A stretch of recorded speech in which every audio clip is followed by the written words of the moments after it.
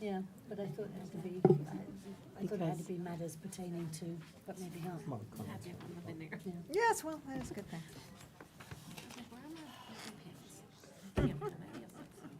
Well, look at that. Oh, we're good to go. We're live. Everybody all set? Yes. Okay, we're ready to go. Okay, I'd like to call to order the school committee meeting for the evening of September 6th. You have before an agenda, can I have a motion to approve the agenda? So moved. Second? All in favor? Aye. Okay. Comments from the public?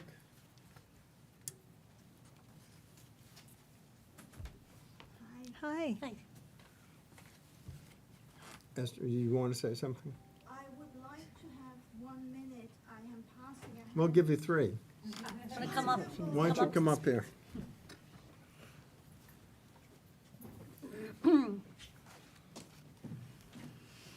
Hi, I would just like to inform the community about the community college initiative that is starting on Island, admitting students next year this time.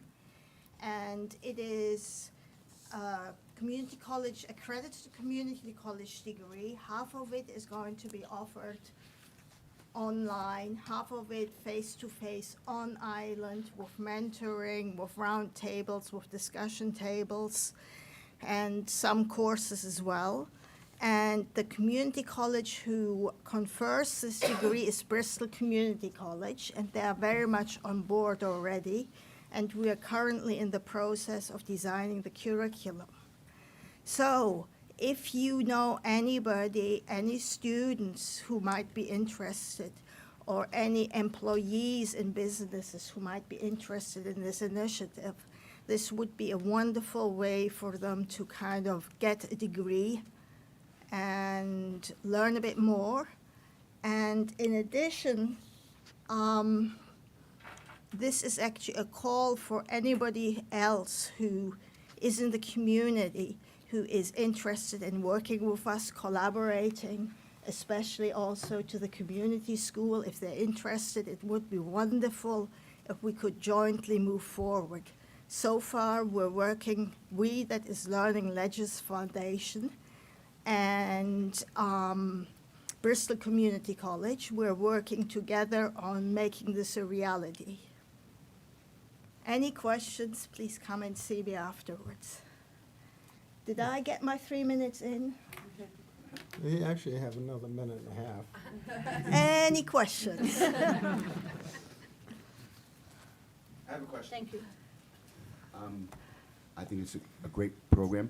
Would you see moving forward be any other colleges willing to sign up with this, or is this just exclusive to this one college? We are looking into other colleges. We are looking into expanding the program, but this is the college who's actually signed up to collaborate with us, and we're in the process of applying for grants together. Yes, we would be interested in other colleges as well. Feel free to tell them about this and reach out to me. Thank you. Thank you. Thank you very much. Thank you. Okay, moving on to superintendent's report. Sure. So good evening, everybody. First, I want to welcome our new student representative this year, Natalie Mack. We're so excited to have you. So Natalie's a senior this year and holds many accolades, including student rep for Cape and Islands in the MIAA, Student Leadership Council. She is part of the varsity swim team, the high school choir, and she's a thespian who often performs on stage with the annual, for example, in the annual musical that just recently came. She was Morticia Addams in last year's Addams Family Musical. I know I've forgotten so many of your other accomplishments, but we are very excited to have you here, and welcome. Great, great. I want to share a little bit about opening day. I'll push enrollment to the end if that's okay with you. Opening week and the first day of school. So we had a wonderful opening week with teachers and teaching assistants and staff, starting with a fantastic keynote address by Katie Novak from Novak Education. Katie is a very dynamic and down-to-earth presenter, and she was really sharing wonderful stories and providing ideas on how we can begin our universally designing anything that has an opportunity to give students and teachers a voice and a choice. She worked with our middle school and our high school staff later in the day to assist them with syllabus writing and with a UDL lens, and will return in the fall to work with elementary and intermediate school staff. We'll see her throughout the year. Throughout the week, there were lots of great PD offerings for all of the different content areas. For example, Allison Mello, who is our consultant that completed a full needs assessment last spring for math, supplied math workshop model PD for math teachers across the district. ELA and literacy were also a focus with writing, with offerings in each school. Special education focused on IEP writing. ESL dug deep into Elevations, which is their student information and management system, which is used for all things English learner compliance. There were also individual PD offerings focused on foreign language, different specialist content areas, nurses, and others. Almost all schools provided some time to focus on the importance of relationship building to improve school culture and climate across the board. So that was in addition to other PD. So we really do have in mind the need for rebuilding, reconnecting, and making and forging those relationships as we go forward. Overall, it was a very busy week, but also very productive. The curriculum office did ask for feedback in a survey, and results from 138 staff members showed very positive feedback about the PD offerings. Here are a few quotes around PD activities and how they closely aligned with the district's vision. One teacher says that one way that my experience in PD this week supports your ability to carry out our district vision will be via shifting a mindset. I will be shifting mindset of how we think about teaching students with special needs in the mathematical classroom. Not medical model, but social model instead. Here's another comment. I really enjoyed our keynote speaker this year, and I think many of her ideas, strategies, et cetera, are going to be useful in carrying out the district vision. Finding unique ways to meet the needs of every student, collaboration, and fostering a classroom environment that supports all students while also maintaining a fun, safe, and challenging learning space. And another comment. The choice and scaffolding discussed in the writing PD helps give every student the chance to be heard. When students can express themselves effectively and are giving these supports to do so, they can feel respected and valued. So we also asked teachers to provide a big takeaway from their PD experience. One teacher said, I enjoyed the work that we did at the high school with establishing culture. I was definitely able to get a better understanding of what the high school is about in terms of its identity and where it wants to go. We had a good conversation regarding school-wide expectations and what teachers will be able to agree on in each classroom. We believe that this will help to start changing our school's culture. Another one is, I will continue to work hard to build meaningful relationships with my students. It's important that I take the time to get to know my students and become familiar with their interests, strengths, and areas to work on. Strong relationships with my students have been integral in regards to building an environment in which every student feels welcome and important regardless of his or her skill level, expertise, and or interests. So it was a really successful week, and I thank all of the district leadership team that participated. It's a labor of love to put together a week long of PD. So I thank all of you out there, sitting out there. Thank you very much. Today we welcomed grades 1 through 12 in our school buildings. It was so wonderful to greet students this morning at the elementary and the intermediate schools. And I spent the whole morning walking through middle and high schools as well and popping my head into classrooms and saying hi to kids and saying hi to teachers. Students were happy to be back, albeit a little nervous in some cases, but overall everyone seemed to be quite pleased to see friends, to meet their teachers, and to dig into the new school year. Tomorrow, I look forward to visiting the elementary and intermediate classrooms to see how they're doing, and I think that all of the folks out here would agree that it was a great first day. One small area of concern I wanted to bring up to you is that our busing situation is pretty dire. We are still in a critical shortage of bus drivers. Cape Cod Collaborative has not been able to find any additional drivers. We have 3 drivers who are certified to drive the large buses. Cape Cod Collaborative, as I said, has tried really hard to fill these positions, and we do have a 4th driver in training who should be certified by mid-October. But in the meanwhile, we must make do with 3 drivers and 3 buses, which means double runs, combined routes, and in some cases, long school bus rides for our students. We have really left no stone unturned. Martin can certainly attest to that. We've been working all summer long with Cape Cod Collaborative trying to figure out what to do. We have to seriously consider a solution for next year. So I hope to start the conversation and get some input and feedback around possibly staggering our start times. The bus driver shortage is not going to go away, so we're going to have to make some adjustments. That is, we need time to do that. It's not something we could have done over the summer and just, kind of pushed out on families and parents in September. So that wasn't an option for us this year. But we really do need to consider it and think carefully if that is going to be a solution to our bus driver shortage. So I do hope that we can all continue to be as patient as possible with the limitations that we find ourselves in. And hopefully by mid-October, we will have that fourth person, and that will lighten the load and reduce the extra runs and longer routes. So I can continue with hiring update unless you have questions. Laura, you're the representative to the collaborative, correct? Yes. And that was brought up over there.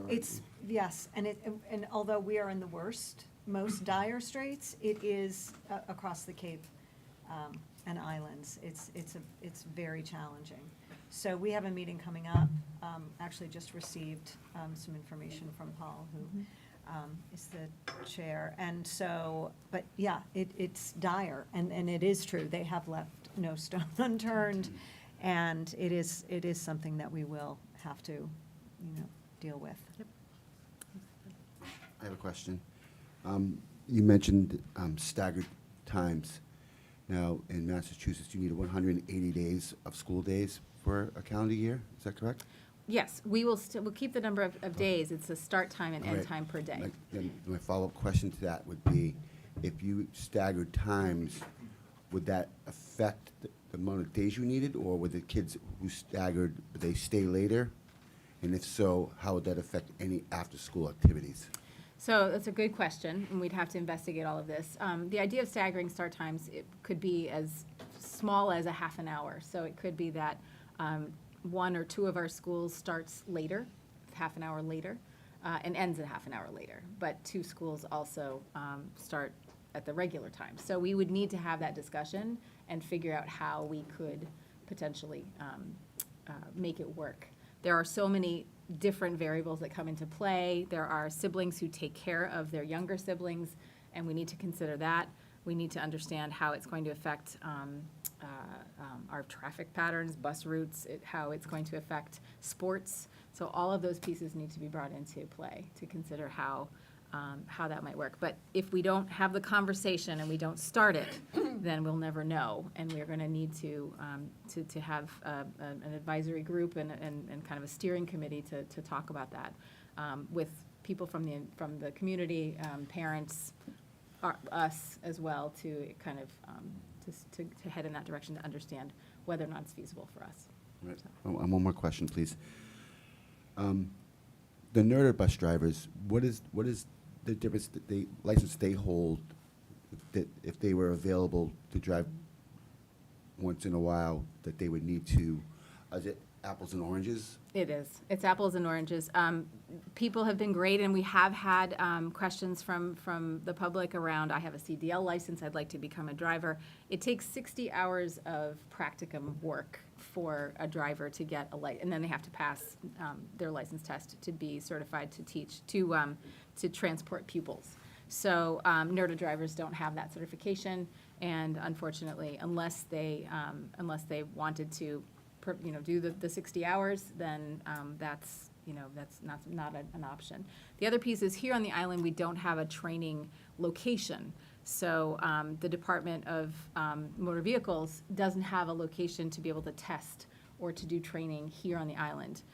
So any drivers that might be interested are expected to go off island to do that training. The classroom training we do provide space for, and we did that with this fourth driver. We allowed for the Cape Cod Collaborative trainer to come over, and they sat in the classroom in one of our schools to be able to do the more technical piece, and then the actual driving hours and the practicum piece they'll have to do in Hyannis or another location on the Cape. Thank you very much. Sure. So I continue with hiring. Yes. Okay. So we've had a little bit of movement with our hiring TAs and ESPs. We have some new candidates surfacing pretty much every day. We still have a math and science position open at NHS along with school psychologists, and we're still looking for an English learner director. In addition, we have approximately 14 TA positions across the district open in each of our schools, and we have 3 ESP positions still open. We recently hired a translator interpreter, so that is some good news, and we're glad to have that one ESP position filled. Please spread the word with folks you know out in the community. We are still looking, and it is a wonderful place to work. So. Enrollment. So I am very happy to share the enrollment with you. We start the year this year with 1,723 students. We are up 13 students from our end of year numbers at 1,710 in June. The high school is almost at 600 students, not 1,600, while our intermediate and middle schools are a little bit slower, a little bit smaller. We do have a rather large 6th grade class this year, currently at 149, which could be accounted for some of the private schools making the shift to the public schools, and entry at the 6th grade level is a normal place for students to come into a public school experience from a private school. We will continue to watch our growth carefully as we move across the school year, but right now, 1,723 are in our classes. So, okay. Is that a record, Beth? It's the highest we've ever had. Any questions? No questions. Paula? Yes, I do. Not to rain on anyone's parade, and I love all the Whale of Pride. I love the shirts, so much so I wore one tonight. I love the signage, I love the welcoming in the schools, and I think that you really all did a great job in bringing our kids back to feel proud about being in their school and being a Whaler. So I guess I just want to ask the question, what happened in high school today? Because I just want to clarify if I heard correctly that the bathrooms were clogged. You have heard correctly. We had an incident in one of the bathrooms in the cafeteria area, and it happened at the end of one of our lunches. So we can certainly look, but that is a very busy time with a lot of people coming in and out. We are not pleased at all. So we will be closing those bathrooms. They will not be available to students. I hope to bring this to student council, to other groups, to have conversations about this. What can we do to have our students understand that this is unacceptable and that we cannot continue to create situations where it is an issue for all students, that we are unable to keep restrooms open. So it is very unfortunate, and we hope that this is an isolated incident with students coming back and thinking that this might be a way that school can be somehow disrupted. But my hope is that we can really turn this around. And I want to bring it to not just the staff, but also the students to think about what they could do to help get their peers away from this kind of destructive behavior. So. I think the porta potties would be a little nippy in February, but I think that's If it's a certainly necessity, something we should think if about. it's a necessity, we will consider. I have one question. I know it's legal. Is there any way is there a camera in the cafeteria? Do we have cameras in the cafeteria? Yes, we have 2 cameras in the cafeteria. Now, is there any way to coincide when this event happened to have a picture of who's gone into the bathrooms and maybe focus on the bathrooms for a minute? So it's possible to kind of Just do this? understand that, but No? it's challenging to, I mean, there are a lot of children who go in and out of those bathrooms and we would be talking with quite a few. So how do you identify the one person who may have done this? Well, So. I think that when it gets clogged, there's gonna be a window of maybe half an hour, 45 minutes. Maybe, who knows? But we can't identify when the clog occurred. We can identify that it was clogged at a certain point when the flooding began, but we don't know specifically when the event happened. So it's a challenge. There is a camera in that hallway, but you're getting kids from the cafeteria, you're also getting kids from culinary room. I mean, there's a lot of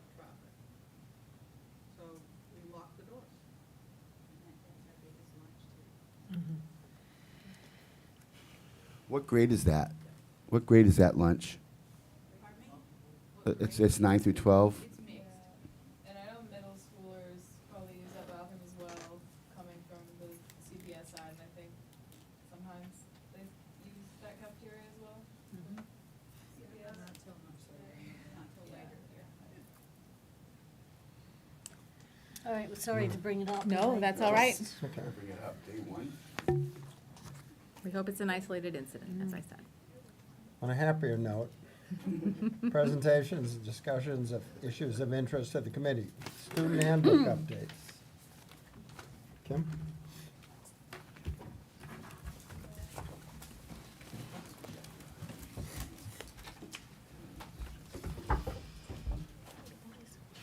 So I hope I don't goof up this presentation, Kathy.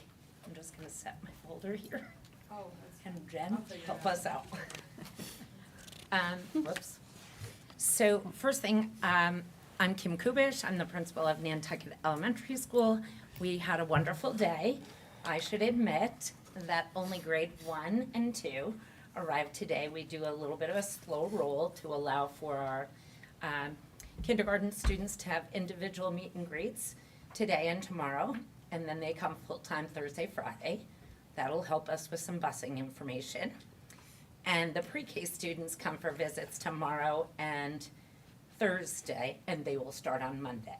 But we had a wonderful opening, and we had, I answered this question for a reporter, 254 students are enrolled in grades 1 and 2. And so some of the enrollment information that Dr. Hallett just shared with you may be missing a few of those newly registered and placed. So we were only missing 13 kids from the 2 grades total. I'm totally taking advantage of the podium. Sorry, friends. I just wanted to share because NES needs the most TAs right now. And I wanted to give you an update that I hope is hopeful. We need 11. That includes some part-time people and some full-time people. And I will hopefully be hiring 4 people tomorrow. So I feel really excited about that. I did want to share that as challenging as this is, our staff have been wonderful, and we've spread ourselves as thin as possible to make sure that we are trying to meet all compliance regulations, as IEPs are the law, and we certainly wanted to have some KTAs that would be general, but IEPs are the law, so we have to start with them. And it's important to say that of these 11, 5 of these positions were budgeted and set for this coming school year from last year. So those are 5 positions. We didn't have it all last year. 2 of them are unfilled positions from people who left us mid-year last year. Exciting, 2 of our TAs moved on to be ESPs in other schools or across the district. And the other exciting piece is 2 of our TAs were hired to be teachers at NES. So I just thought it was important to share that, like, we're on it. But I think one thing that helped us this morning was to be outside and see all the parents who were bringing kids, because that is literally where I got 2 of the 4 this morning. So, you know, it was a little bit like, what are you doing for the rest of the day? So I was pretty excited about that. Anyway, I just wanted to make sure I shared that because we have the certainly the largest number of TAs needed. So as far as the handbooks go, now I'm setting the model for everyone else. As far as the handbooks go, I'm hoping that I can just highlight some changes. I'm thrilled because this is the draft that you get. And I think it's important to mention that this summer, all of the assistant principals worked on this. So I give a lot of credit to Kim Albertson for NES, as she did work on this, and she was unable to be here tonight, so I'm sort of presenting on her behalf. But because it's a draft, and we get another set of eyes, I found some other mistakes, but we've made them, we made the changes, so I will ask you to approve the ones that I share with you tonight. if at all helpful, you were given a cheat sheet for the NES Handbook. I believe it looked like this. Okay, well, I'll just take you through that really fast. So, in our handbook, page 2 was updated, which is just our welcome to NES. Page 6 is the school committee members, administrators, and we took off the virtual options for school committee meetings. But I will tell you, in the NES draft you have, your years are incorrect for all of you. So I know that Laura Gallagher-Byrne is 2024, and Esmeralda Martinez is 2024. Anthony Fox, 2023, and Tim Lepre and Pauline Proch, 2025. No? Okay, then help me, because it's a draft. So Tim and Rocky are 2023, and I'm 25, because I just ran last year. Okay, Cassie, I'm moving all through your presentation right now. So 2023, Rocky and Tim, 2024, Laura and Esmeralda, and 2025. Five for me. I apologize for You using weren't your the first only, you're not names. the only one. That's- Okay, So, so that's good. fixed. Or will be, with your approval. On page 8, for volunteering, we added the language that they could share a message through electronics. Just in how do you step up to volunteer for our school. Page 10, extended day program. We had to change our director's name, and we want to make sure we spell her name correctly. And I was a spelling bee queen, so I did have it correct. But there's a little bit of a typo on page 10, so we fixed that. You know, that's a little shout out, pat on my own back, I guess.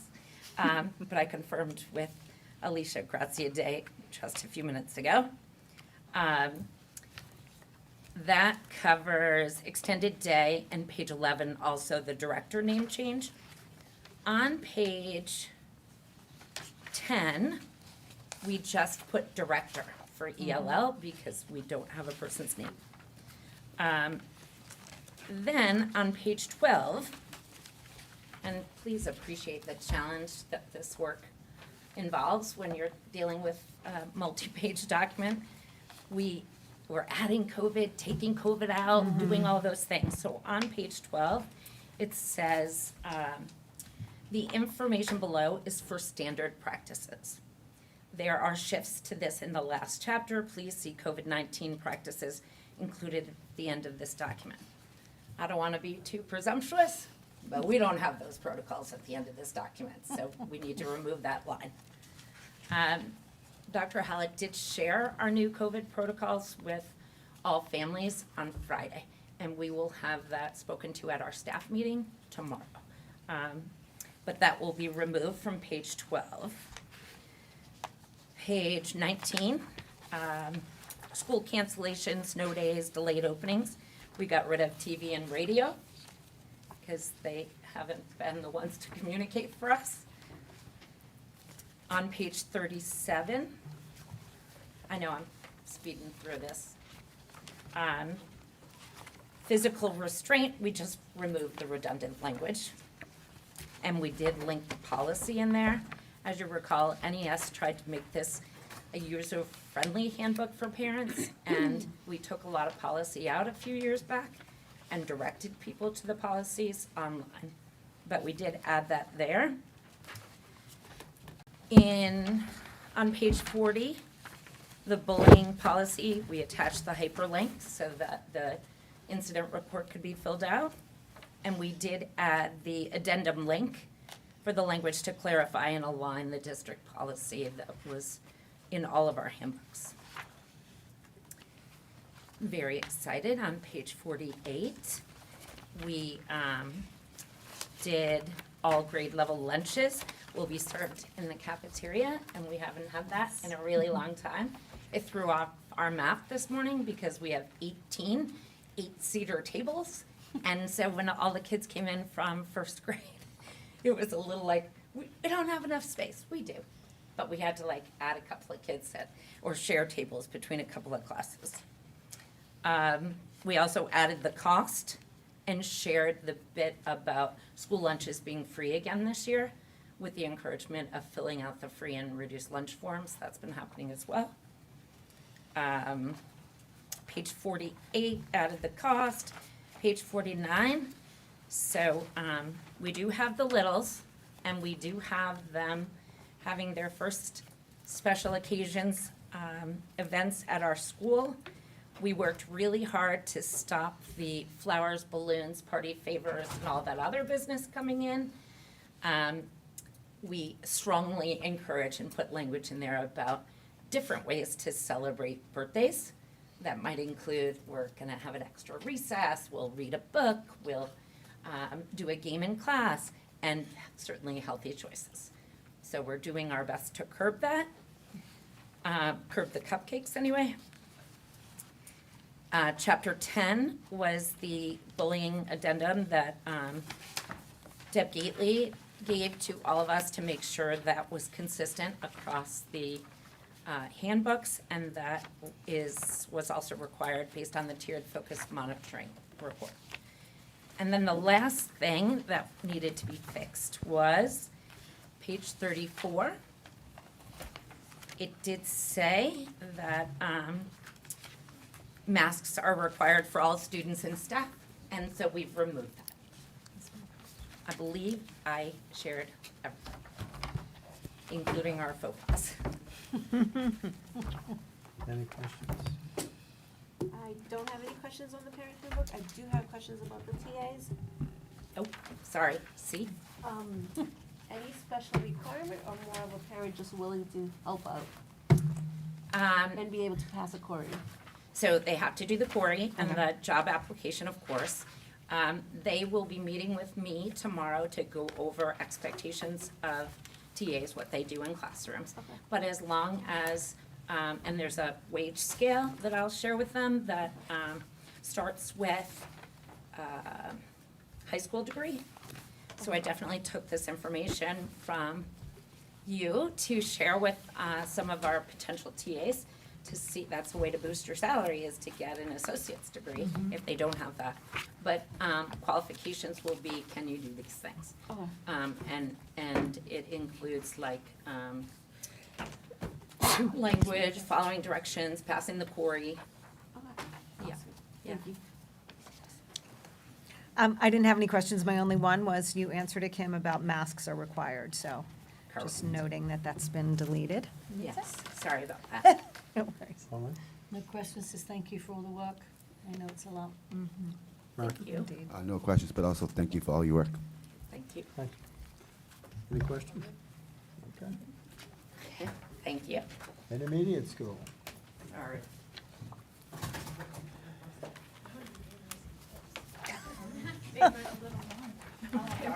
Hi, everyone. No, it actually really did help me. You know, you begin reviewing this so many times, it becomes like wallpaper. And, you know, you're reading things that aren't there. So I'll just quickly go through our changes. Most of them are fairly minor. Just like Kim, our welcome was updated right there on the inside cover.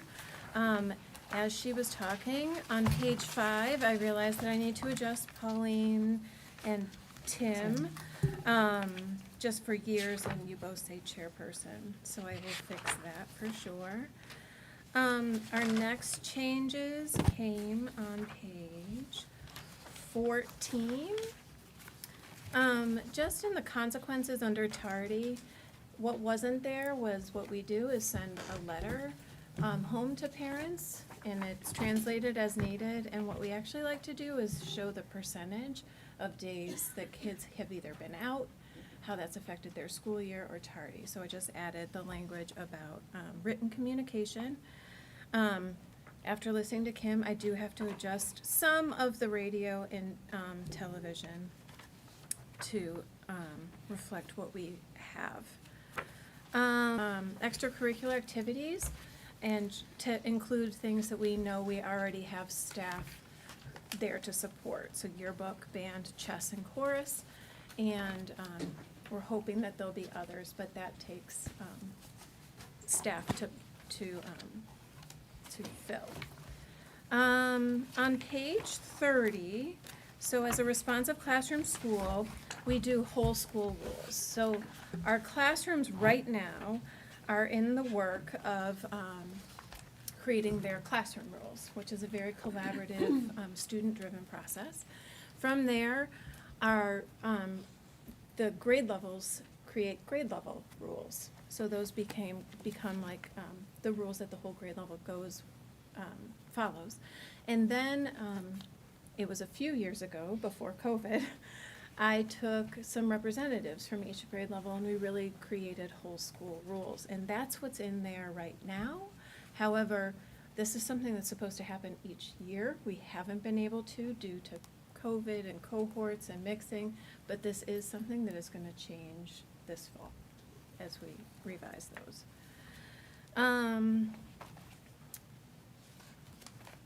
Page 41, as Kim was talking, I realized that we still have social distancing in there, so I'm going to take that out. All of our students are in the cafeteria.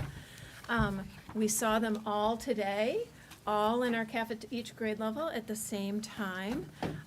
And we recognize that it's our fifth graders are the only ones who have experienced that for part of the year. So it was new to most. And there is, I had removed the L director's name and included Alicia Gratsaday's name. And we do have a library teacher name change. In there, it was the name of somebody who we thought we were going to hire, and then we shifted. So it's not in your copy, but what I've done is shift the library teacher's name to Christine Ronneler, who is our librarian. I think that's it. Questions, Esmeralda? No questions, thank you. I have a question, and it's really for everyone. Is there a photo waiver that parents sign off on? Yes. And it's not in the handbook. So how is that distributed? Registration. With registration, okay. So every year, you have to update Aspen, and you fill out all of those parent forms, Mhm. and that is one of Okay, them. thank And then you. it's logged in Aspen, so as a teacher, as an administrator, I can see whether they have it on file. Okay, thank you. Yeah, No questions. Thank you. thank you. No question, sir. Thank you. Thank you, Donna.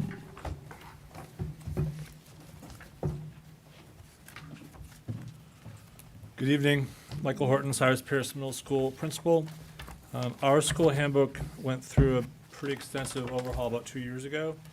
So we only have 2 minor changes to share tonight, and they're highlighted in that copy you have. The first is on attendance. We tightened up our attendance policy. A couple years ago, through COVID, attendance across the entire state was pretty lax. Truancy relative to remote learning, the students there, not there, kind of got away from most administrators. And it was, to be honest with you, it was just kind of let go. Last year, we started tightening up with letters following up with students that if you're 10% absent, you're 10% absent. Absent does not mean excused, it simply means you weren't there. The state is pretty serious about when students miss more than 10%, it's 18 days for the full year, that they don't even look at waivers or other, extenuating circumstances, because they say, make up the days, be at school first before we even would open a consideration of some type of approval. Now realize, being in the principal seat, that was very tough last year because students were told to stay home. At different times, students were told to stay home for 10, 12 days. Students were close contacted multiple times, even though they weren't positive themselves, and they were told to stay home. So when we sent out these letters, you can imagine how they were received by parents. This year, after a wonderful start of no one wearing masks today, and I'll get to the COVID policies in a minute, felt pretty good. And we have to get back to school attendance and participation is primary. you need to be present. You know, we have, keep them coming. We have lots of resources on the island, but ultimately, as I learned in 2 situations last year, if a student is truant, I'm responsible of filing what's called a Child Requiring Assistance, or CRA, formerly known as the CHINS. I've went to court a few times over these situations. There ends up being over lengthy court proceedings that gets continued and continued. You keep working with families. There gets to be some type of action. And it's difficult, but we're getting back to basics. We're getting back to the fact that school is required. It's a, you know, a federal law.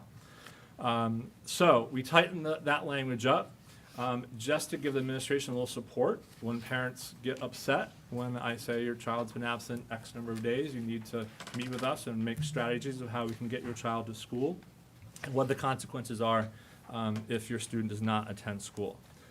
The other update, principals already talked about it, were the new CDC COVID guidelines. You know, that masks are not required to begin the year. The different associations are out there petitioning the governor to be a little more strict on that. But Governor Baker was, you know, his response was, we're going to start school without masks. We're going to stick to the CDC federal guidelines, which I call the 5-day rule. If you're positive, you stay home for 5 days. It's 5 calendar days, so if that includes weekends, weekends are part of those days. And when the student returns to school, again, this regardless of vaccination status, student is recommended to wear a mask for 5 additional days. There's other language about, you know, when you take another test to determine whether you're negative or not. But that's where we are right now. So if there's no contact tracing, there's no test and stay. That's a huge relief to our nurse department. So that last section there, there's some links. So the CDC guidelines may not explicitly say it in our handbook, but the links are to the latest, you know, because they kept changing every few weeks for the past year and a half. Did I set a personal record? Is that the quickest ever? Yeah. Alma? No questions. Laura? No questions, thank you. No questions, but No thank you. questions. Wonderful. You didn't even look at me. You're already like moving on to He Rocky. was laughing. I don't know why he The was laughing at me. masks 5 days after, is that recommended or required? The last time I read it, and I need some help through the language from Dr. Howe, because Dr. Howe did a wonderful job, which I thank you very much for getting the information out to parents just this weekend with buses and the CDC requirements. I believe it only says highly recommended. I don't think it actually says required. Is that true? That is true, it is recommended. There is no intention on anyone's part to police people who are not wearing masks. Right. However, it is highly recommended because because sometimes tests, especially rapid antigen tests, don't necessarily provide perfect test status. So, excuse me. It's always wise. And what we want is students get back in school. So rather than stay home an extra week, we want students back. If they can come back and wear a mask and they feel that their symptoms have subsided, they should be back. So that's the idea. Just not to give you a complete 100% here. Page 4, I know you know that, but probably needs to be changed as well, which is what the other 2 schools have already mentioned. Yes, for the term expires? Yeah. Yep, we will get right on that Thank and you, sir. make that adjustment. And then you don't vote on them tonight, right? No, Okay, so we'll make that switch before your final vote, which is what, 2 weeks, yes. likely? Okay. Thank you, Mike. Thank you. Thank you. Okay, the high school.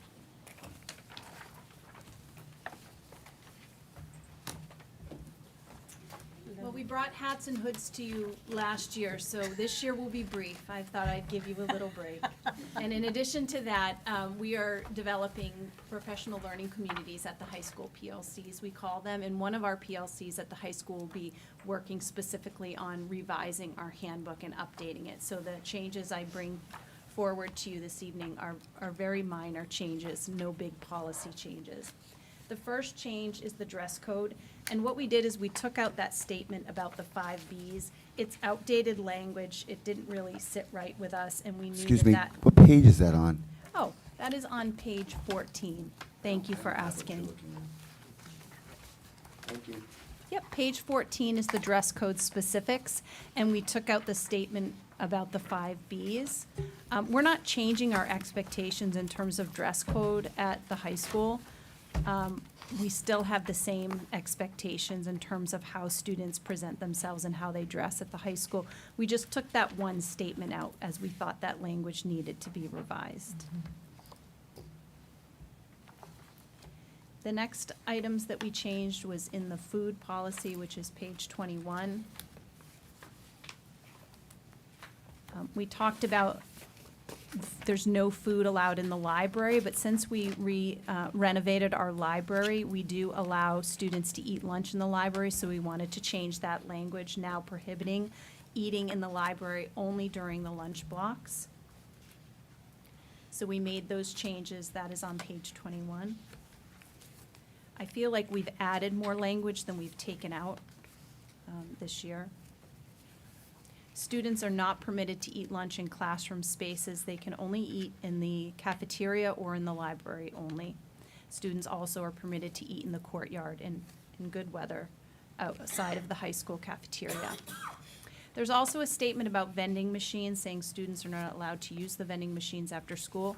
We're working with the cafeteria to restock our vending machines. Currently, they're empty. They've been empty during COVID. So we're hoping, Mrs. Vassal and I are hoping to get them restocked and to allow access to the vending machines.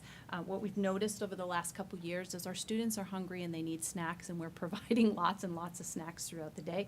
So we wanted to see if we could restock them and provide access to those machines during the school day. Under prohibited items, that's page 25. I changed some language regarding what are some items that are prohibited from being brought to school. I tried to include items that sometimes I typically confiscate for kids. These are items that oftentimes kids aren't bringing to school with any kind of intention, but they have them in their pocket or in their backpack, and then they get to school and they're discovered and they're not allowed in school. So that includes small pocket knives. Sometimes are brought to school. Kids are like, oh, I forgot that was in my bag. I had it over the weekend. Certain tools that they have in their possession, sometimes to work on bikes. There's certain tools that really aren't allowed in school that they forget they have on them. At one time, playing cards and dice were prohibited in schools, and I can only assume, as I wasn't part of that policy writing, that maybe there was some gambling happening in the school, and so we put in playing cards and dice to eliminate the gambling ring that maybe occurred at Nantucket High School some time ago. I figured we could take that out, as I don't see that as an issue as of late. And then water pistols, or really any toys or items that resemble a weapon. Laser lights we kept in. And then sports equipment was prohibited, but we allow kids to bring sports equipment to school. We provide them a space specifically for them to put their bags. And they're big bags, so that they don't want to carry them around, certainly. They don't want to leave them in their cars. But we provide them a space to carry sports equipment in. So we just changed that language.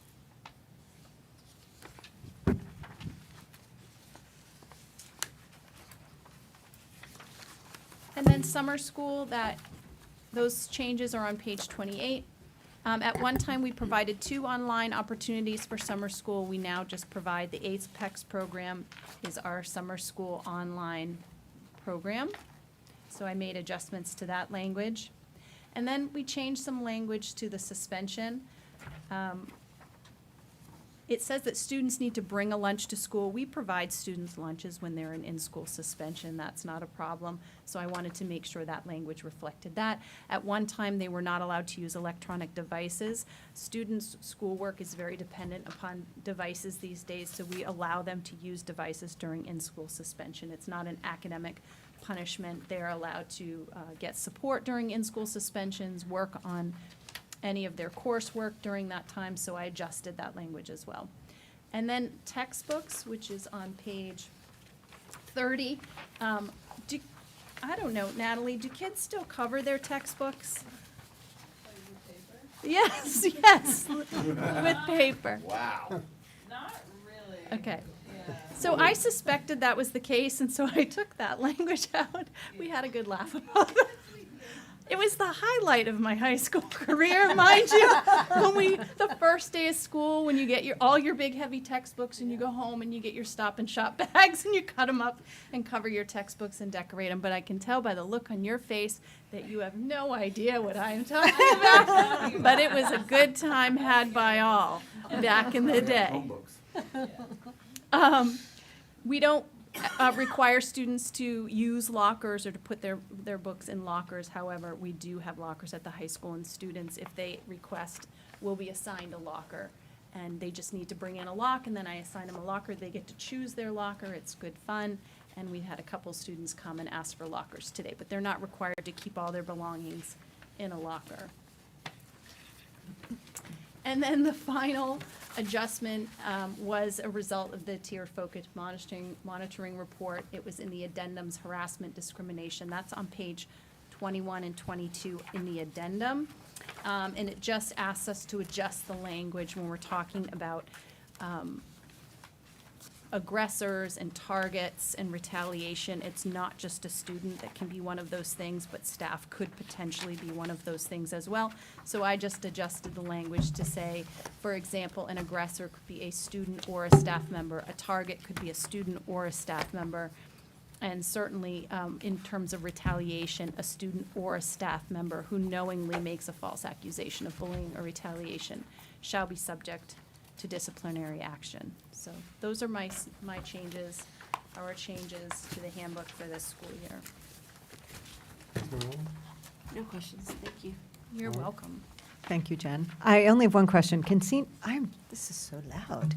Can seniors still leave for lunch? Yes, only seniors have the privilege to leave for lunch, and only seniors at this time have the privilege to park on school campus. And are you still using the Boys and Girls Club, or are you? Correct, Okay. yes. So we have about half our students in the First Way lot, and the other half are at the Nantucket Boys and Girls Club, who have so graciously offered that space as well. Thank you. Pauline? Kristen, thank you for You're your work. welcome. It's a lot. Mark? Yes, I have a question. Certainly. On the prohibited items, so kids aren't allowed to skateboard to school? They're not allowed to skateboard inside school, no. Okay, because it just says prohibited from school. I mean, as I read that, it makes me think that the kid can't ride a skateboard to school. I can adjust that language. The intent is that they can't ride the skateboard or use the sneakers with the rollerblades in Okay. school. And I think last year, we talked about the bikes, the powered bikes, that we tried to remove from campus. It doesn't look like that went so well. Say that again? The electric bikes. Yes, Restricting those yes. because they're not licensed and supposed to be wearing helmets. Right. Did we at not one time try to not have the kids park their bikes on school grounds? Wasn't that something that came up prior last year, if I remember correctly? Park, not ride. So if I may, we did set some parameters around electronic bike use, and the one in particular, really for all bicycle use, is not to be riding on campus. So we're going to have to collectively do our best to remind students that they are not permitted to ride any sort of bike on campus, especially during arrival and dismissal with so many people around. It can be quite dangerous. But with regard to electronic bikes, what we had done with the high school is to provide a possibility of registering your bike with Mrs. Saradellis, Yes. and to allow for people to have their bikes registered and then have them available to them after school to get back home. We are seeing an uptick in use of electronic bikes and misuse of electronic bikes. I encountered a student today who's in the high school who has a horribly broken arm because he fell off of his electronic bike. So I really do want to make sure that we do our best to enforce what we can. It is going to take more than just Ms. Saradellis and Ms. Vassal to do this. We're all going to need to say things to students who whiz by. Hey, can you get off your bike, please? It's a policy. So the best we can do is that for now, until perhaps there are other things that come forward perhaps in the town, so. It's a tricky situation because the bikes are, for many students, their primary mode of transportation, and so to ban them, it would be taking away their mode of transportation to and from school. As Dr. Hallett said, what we've asked students to do, and I had a line out my door today, is ask them to register their bike. So now I know who owns the bike. I give them a permit a sticker that they put on their bike with a permit number, so that if we have issues with a bike, I know who to connect that bike to, who the owner is. And so we've asked them to park their bikes in a very specific spot out front of the school. So we're at least putting some parameters around that and making it very clear to them if they can't use their bike appropriately on school campus, that it will be banned from school campus. So we have kids are emailing me, stopping by my office, asking to register their bike. So they're doing that, Good. which is good. Thank you. Thank you. Natalie? Thank you. Thanks.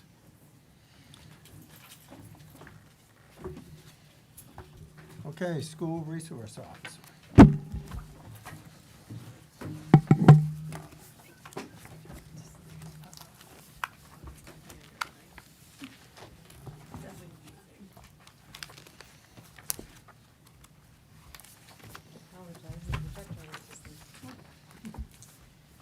All right, I will begin while she looks that up. For those of you that don't know me, my name is Cassie Thompson. I am your school resource officer.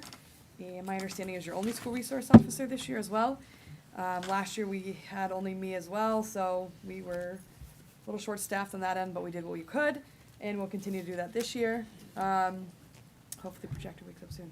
So this is my 7th year in the district. 2015, 2016 school year was my first one, so my 7th year.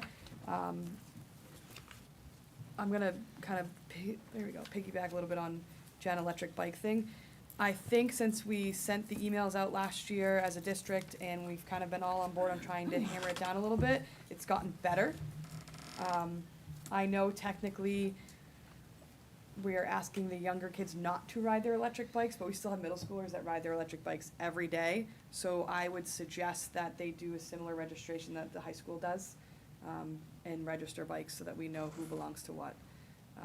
I tell the middle school kids, or tell a lot of those kids, you can pedal it, right? You're supposed to walk it on campus, but we all know they don't like to do that because walking is hard. And so if they insist on doing it, then at least pedal it and not use the actual electric part of it. So, but I think it has come tenfold since the beginning of last year. For those of you who have not been here before, my typical day is 7 a.m. To 3 p.m. I try to assist with as much traffic as possible. This morning I shut off a lot of cars that parents left and took a lot of keys. We walked around with them down at the elementary school. I try to check in with every front office, or at least walk through the schools every morning. I teach a criminal justice class in the high school to juniors and seniors, which is fun. I try hard to get out on the grounds. We obviously are technically a closed campus, but we are clearly wide open to the public. So if we have people walking through, I try to just remind them that it's a closed campus for, 7:30 to 3:30 every day, or 2:30 every day. If I can, I pop in classrooms, specifically the lower schools. It's really fun. It's like probably my favorite time of day. Recess, kindergarten recess is the best. Any consultations with staff regarding concerns with students I do in any school, and then try to assist with pickup and drop off and clearing the building after hours, because the kids don't want to be here during the day, but then they can't leave at 2:20, so. In addition, all of you know that my typical day is not typical, but in addition, I do all the lockdown training for all the staff. So we've already done facilities, NES and CPS. This week we have NHS tomorrow, NIS next Wednesday, and I'm working with community school to schedule a date with them. I've done all the private school trainings as well, which is great. In-person parent meetings, in-person student meetings, assist with DCF open cases, any juvenile court cases, and then any potential crimes at school, like I've been talking to Diane about the bathroom. So, because that technically is vandalism. And while there are cameras everywhere, let's say we can narrow it down to like an hour, there's probably 50 to 60 kids in and out of those bathrooms in an hour. So it would almost be impossible to figure that out. And like Dr. Hallett said, they could have put something in at 10 o'clock in the morning and it maybe didn't block until 11:30 in the afternoon, or 11:30 in the morning, so we wouldn't know. And as most of you know, no day is typical and they're all different. Here are some nice photos for last year. Kids with, this is the criminal justice class doing the drunk goggles. This is preschool. And this was a pizza date with these three girls. Pizza and soda. And then any extras. So we did Halloween bags for the first time in a long time, provided by the sheriff department last year. That was great. NIS and NES all got Halloween bags, and the kids used them, which was even better. 4th grade bike safety, we didn't get to do that last year. Hopefully we can get it back in this year. CPS, I've done a lot of their health classes with internet safety. 9th grade health classes with the drunk goggles. I did every 9th grade class last year. Crossing guard training with facilities, which we've already done that. We do that every year. We did that again this year, which was, again, awesome. You guys have the school district has a phenomenally dedicated group of crossing guards, and they take it extremely seriously, and I don't think some people realize how hard that job can be, and they do a fantastic job at it. So, monthly camera checks. So I go through the cameras every month to see which ones are out, and I let Diane know about it. Private school consoles for lockdown and drills. Bike helmets for any student in need. So I will hand out a bike helmet to any student in need. Sometimes I have the same kid come to me every month, and then I don't give him one, but because they just left it at home. So they might get a phone call home to say, hey, how many bike helmets do you have now? We've been collaborating with Safe Routes to School regarding our school property and how we can make it safer, send some information home to parents. Touch a Truck or Boat Day with the pre-K this year, or this past school year. We did it during COVID. Myself, because I had a son in the preschool, and Shane Perry with the fire department because he had a daughter in the same class, we got a fire truck and a police car. And then we realized like it was a lot, the kids thoroughly enjoyed it. So this past school year I got the Coast Guard to bring a boat on a trailer. And they let the preschool kids absolutely go wild on a boat. They were like using the horn and talking in the radio, which was awesome. Right? It was a little noisier than I had to email NIS and say, hey, heads up, there's gonna be lots of things going on. We also did NFD, myself, and I think we got rained out one day. So I'm hoping that this school year we can do maybe like the harbor master can bring a boat, the Sea Legs, which is the land and sea boat, which is kind of cool. And then I also coach, for those that don't know, I coach the girls hockey team. I'll be in my 4th season this year. So clearly I can't get enough of them. I need to spend my extra time off doing it. And then let's see, just some those are the Touch a Truck. Oh yeah, we had a motorcycle that died in the parking lot. We had to park it there and plug it in. So, but otherwise, I mean, I think it's pretty typical, I guess, showing up every day, but it's always exciting. So, never a dull moment here. Any questions? Esmeralda? No questions, just thank you. Thank you. I just have one, the Yes. criminal justice class? Yes. So how often does that meet? And is this the first year you're doing it? Nope, this is the 7th year I'm doing it. Oh, wow. Yep, so I've done it since fall of 2015. I do have my Massachusetts teaching license. And it's like a regular class. It meets 4 days a week. Oh, that's great. Mhm. Very cool. Thank you. I'm tired just listening to it. I don't know how you fit it in. Safe Routes to School, do we have access to like strips or stripes or whatever the kids can put on their backpacks? So I don't know if we have access. I think I can contact her. We used to have like the bike ones that they could wrap around their ankles, which I think I've passed out all the ones I have. But I can get in touch with our contact about that. Often, I brought this up before, just that on Surfside Road, there is that part that is just, it's dark. Yeah.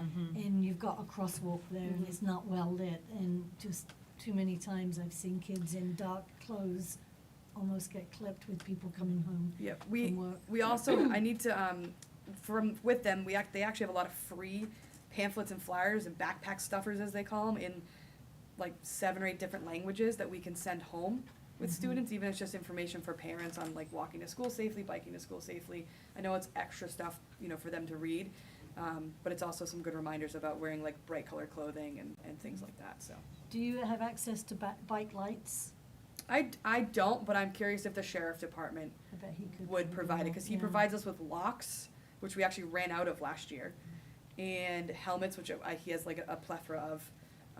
And so I'm hoping to get more locks, and I can talk to him about the bike Yeah. lights. Okay, thanks, Cassie. Absolutely. I don't have any questions, sir. Oh, Dr. Howard does. May I? Sure. Through the chair. Officer Thompson, I would like to schedule a lockdown training with central office, please. Because we Absolutely. have some new people, and Okay. so I think it would be wise for us to go through the training. So Sounds just good. put that on your calendar. Done. Thank I'll you. email Katie. Great. Thank you very much. Awesome. Thank All right, you. thank you. Thank I'm you. just gonna sign out. There'll be a quiz on all the changes. Okay, committee discussions and votes to be taken. Vote to approve the superintendent's evaluation, which we have all participated in. So moved? Second? All in favor? Aye. A vote to improve the district improvement plan. So moved. May I make, Second. before Sure. the vote, may I make a comment? Yeah. Excuse me, my apologies, I should have done this earlier. There has been a slight change to strategic objective number 4 at the recommendation of the school committee around creating district or school-based climate and culture teams. So you'll see that in the Thank document. you. Just wanted to clarify. Thank you, Beth. Do we have a second? Second. All in favor? Aye. Aye. A vote to approve the donation from Carlstrom Productions, Inc. to NCS in the amount of $500. So moved. Second. All in favor? Aye. A vote to approve the grant from Nantucket Golf Foundation to NCS to support programming in the amount of $62,000. So moved. Second. All in Aye. favor? Aye. A vote to approve the donation from David A. Holmes Jr. to the athletic department for boys and girls basketball uniforms in the amount of $29,394.25. So moved. Second. All in favor? Aye. A vote to approve the August 9th, 2022 meeting minutes. Pauline and I have to recluse ourselves. So moved. Second. Aye. Aye. A vote to approve the August 10th, 2022 workshop session meeting minutes. So moved. Second. All in favor? Aye. Aye. Aye. A vote to approve August 23rd, 2022 workshop session meeting minutes. So moved. Second. All in favor? Aye. Transfers and invoices. So moved? Second. All in favor? Aye. Subcommittee work group report. Anybody meeting? We're meeting tomorrow for our new subcommittee with the food lunch. If I may, it's just a steering committee to start. We will broaden it to a larger group. It's just to get organized to understand how we'd like to do it. But yes, it'll be kind of a steering committee, which will then bring into the advisory. But yes, we are Yes. meeting tomorrow. So we're meeting tomorrow. Nothing else to report. And when On my is end.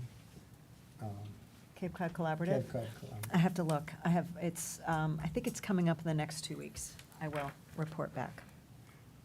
If I may, I would love the policy subcommittee to come back together to start with the L policies. So we'll do that soon. Okay, great. If I could just put a plug in also to, as a reminder, I think we're both on the student service subcommittee, and I would presume that our first meeting is probably coming up. The student behavior? No, Yes, the excuse student me.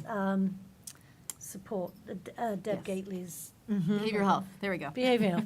It's just too many meetings, but just as a reminder. Yes, we should. If I may, through the chair, this isn't anything related to any subcommittee, but we did receive an email from Mask about a great workshop this Friday that I did sign up for, but I wanted to share Yes. with you guys. Thank you. It's about school committee goals. Mm. So, That's great. Will you forward it to me? Thank you. Yeah. Yeah, from like 12 to 1 or something. It's like at lunchtime, isn't Yeah. it? Yeah, September 9th. And what- The agenda for the next meeting? Yes. So on September 20th, we will start our budget season. So just some very initial pieces with budget planning, calendar, budget directives. We'll do some transportation updates, and we will have an extensive summer programs report. I do want to ask, and just ask the committee if they would like to choose a date for a workshop so that we could workshop school committee goals and propose superintendent goals. My proposal would be Tuesday, September 27th, which is just a week after the next, and if not, we can find another day. I am not in town that day, Okay. but the following week would work. So the following week, we have a regular school committee meeting. Oh. So it was just trying to find a time in September, seeing that we're kind of pushing ourselves out a little bit. But we could find a different day. I'm happy to Or send that out an email. So I'll be traveling back on the 27th, so I could do the 28th, if which that is a works. Wednesday. Mm-hmm. Does that work for you, Rocky? 28th is Memorial Day? What time on the 20th? Top of my head. I would prefer, I think it would be best for us to do an evening meeting. We have Professional Development Day, so I won't really be able to be present until 5 o'clock, but we can certainly That's a Wednesday? Wednesday. Probably. Would that work? Okay. Excuse me. Pencil it in. So we have a meeting on the 20th, right? of Yes. We do. September? So then tentatively the 28th, if that works, okay. Natalie, I don't suppose you've got anything to say from this student perspective, or? Yeah, so obviously today was the first day. We have 2 new programs that are growing this year, nursing and horticulture, as vocational options for students this year, so that's exciting. Fall sports has started. They've been started for a little bit now with preseason, and games are starting this week. Then girls soccer, first game today, they won. And then we did have freshman orientation last week, which was really well. We had about 85 to 90 students there, and there was also a parent Q&A the following day with about 35 parents attended. And then that's pretty much it. Not much is going on. We'll have our club meetings later this month, so kids can hear about all the different clubs that we have to offer and sign up for them.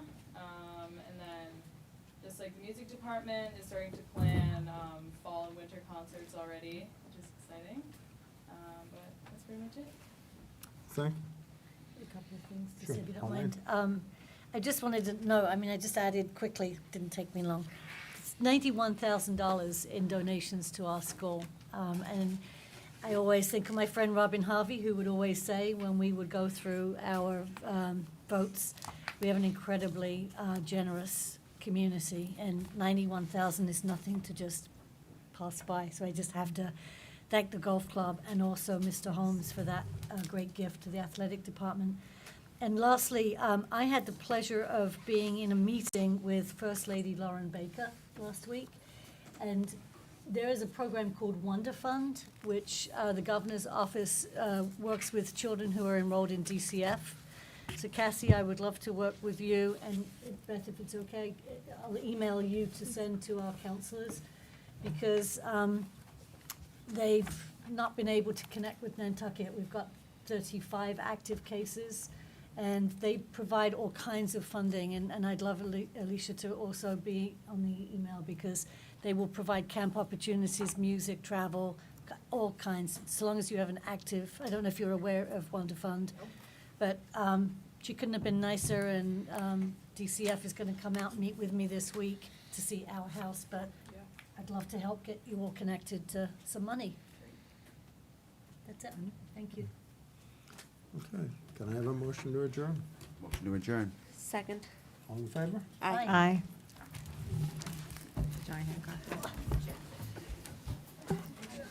That's an exciting thing. Wonderful. They'll do like